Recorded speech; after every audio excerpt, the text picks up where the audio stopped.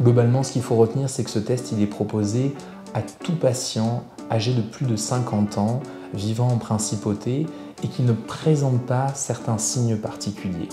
Ce qu'il faut retenir dans ces signes, c'est globalement deux catégories de patients qui, eux, vont devoir probablement bénéficier d'une endoscopie première. Ce sont des patients qui ont soit des antécédents personnels ou familiaux de polypes ou de cancers colorectaux. Le gastro-entérologue réalisera probablement une endoscopie première après discussion avec le patient.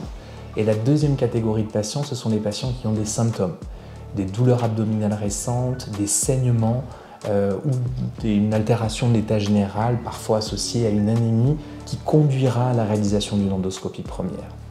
En dehors de ces deux catégories-là, le test de dépistage est proposé à tous les patients depuis 50 ans et ce jusqu'à l'âge de 80 ans. Il s'agit d'un test très simple qui consiste en fait à la recherche de traces de sang dans les selles. Si ce test est positif, c'est-à-dire que vous dépassez un certain seuil de globules rouges présents dans les selles, vous recevrez un courrier vous incitant à rencontrer un gastro-entérologue pour pouvoir pratiquer des examens d'endoscopie digestive dont nous avons parlé.